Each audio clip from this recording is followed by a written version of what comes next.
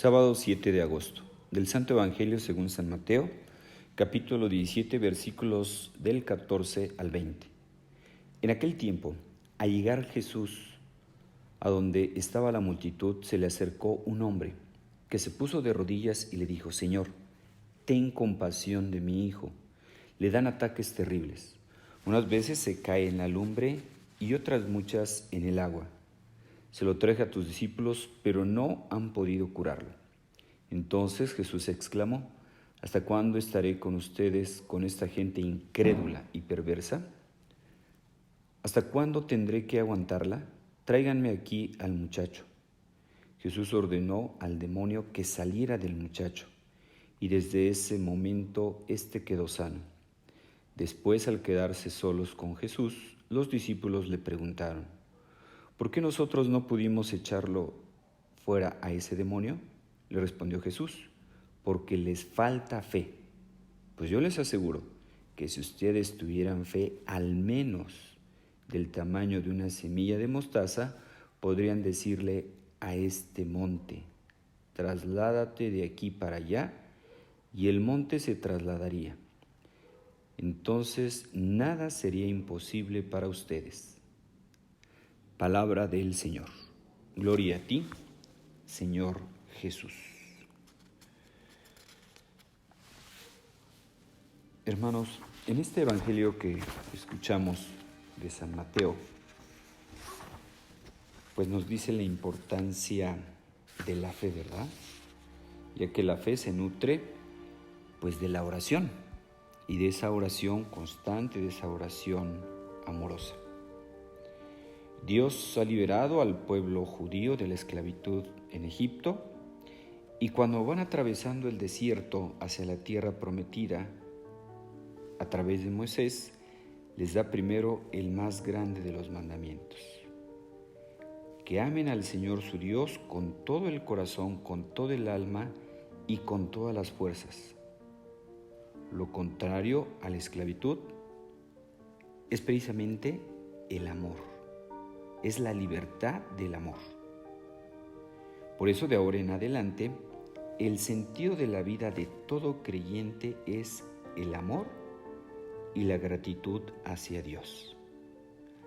Amar a Dios y ser agradecidos con Él. Un sentido de vida que deben compartir con las nuevas generaciones.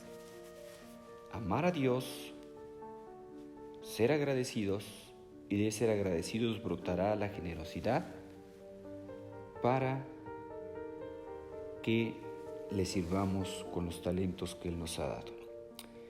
Pues bien, después del pasaje de la transfiguración, hoy San Mateo nos presenta la curación de un muchacho epiléptico. Hay dos detalles importantes aquí. Primero, que los apóstoles habían intentado curarlo sin éxito. El segundo es la fe del papá, quien, a pesar del fracaso de los discípulos, espera que Jesús pueda ayudarlo, con lo que obtiene la salvación de su hijo. Se trata aquí de un ejemplo para que también nosotros pidamos el don de la fe. En la versión de San Marcos, el papá implora a Jesús con una hermosa oración: creo, Señor, pero dame la fe que me falta. Creo, pero dame la fe que me falta. Y en privado, pues los discípulos le van a preguntar a Cristo, ¿verdad? Señor, ¿por qué nosotros no pudimos expulsar los demonios? ¿Por qué no pudimos curar a ese muchacho? Y Jesús les contestó: porque ustedes tienen poca fe. El don de la fe nos permite participar del poder de Dios. Por eso, aunque sea del tamaño de una semilla de mostaza, es decir, por muy pequeñita que sea nuestra fe, nos dice el Señor, la fe es capaz de mover montañas. La fe es capaz de mover montañas.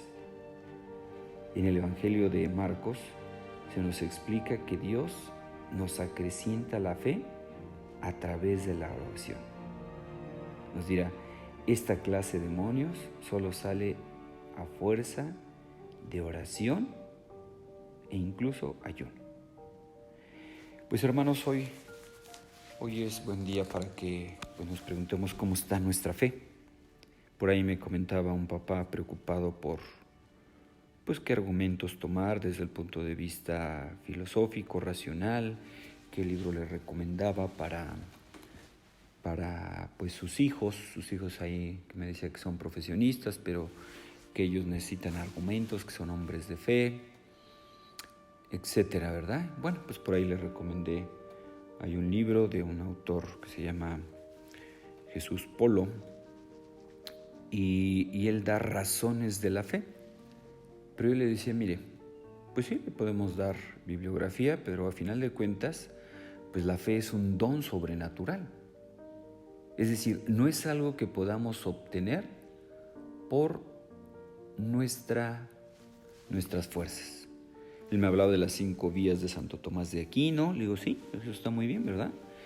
Pero pues ahora sí que pues no hay más ciego que el que no quiere ver, ¿verdad? Porque yo le decía, si admiramos la creación, simplemente pues al ver el sistema solar, al ver los planetas, al ver nuestro planeta, cómo está, pues también, ¿verdad? También diseñado, pensado, cómo está el mar, las montañas, las aves, los reptiles, el ser humano, las diferentes capas, ¿verdad?, de la atmósfera que nos protegen de los aerolitos, que está en el sitio ideal, que no estamos tan cerca del sol porque si no nos moríamos de calor, o que estuviéramos tan lejos que nos moríamos de frío, en fin.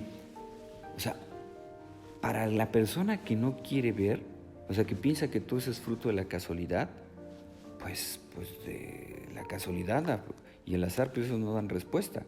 Yo le decía comentaba de un profesor que le decía a sus alumnos que Dios no existía, que todo era fruto del azar, que todo era fruto de la casualidad, que las cosas aparecían solas.